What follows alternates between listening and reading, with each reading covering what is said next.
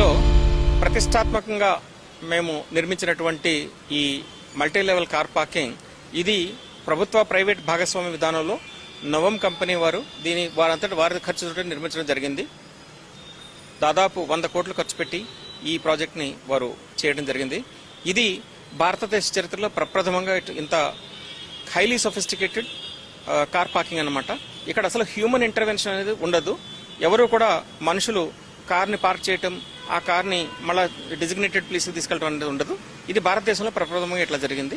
ఇక్కడ అంతా కూడా వారు జస్ట్ డ్రైవర్ వచ్చి కార్ని అక్కడ వదిలేస్తే ఆటోమేటిక్గా ఆ కార్ ఏంటంటే స్లాట్ తీసుకుంటుంది. మొత్తం ఇది 15 అంతస్తులో కట్టడం జరిగింది. అందులో 10 అంతస్తులు దీనికి పార్కింగ్ కోసం, కొన్ని క్రింద కొన్ని పైన కేటాయించడం జరిగింది.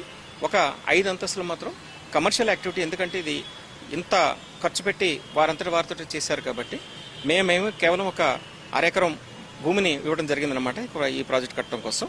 సో దాన్ని వారు ఓవర్ పీరియడ్ ఆఫ్ టైం, అంటే ఇనీషియల్గా కొన్ని నష్టాలు వస్తాయి, కానీ వారంతా మొత్తం మీద ఎంతో కొంత వారికి పెట్టుబడికి రావాలి కాబట్టి, కొంచెం ఆదాయం రావాలి కాబట్టి ఈ 5 కమర్షియల్ ఫ్లోర్స్లో ఇందులో 2 ఫ్లోర్స్లో థియేటర్స్ ఉన్నాయి. 2 థియేటర్స్ ఉన్నాయి.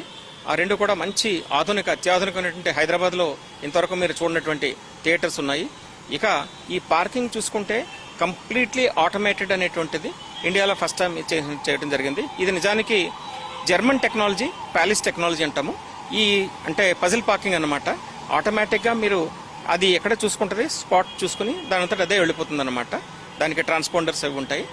సో అది ఈ టెక్నాలజీని తీసుకురావడం మొత్తం ప్రపంచంలోనే వారు ప్యాలిస్ వారు చేసినటువంటిది 5 నగరాల్లోనే ప్రపంచం అంతా ఉన్నాయి.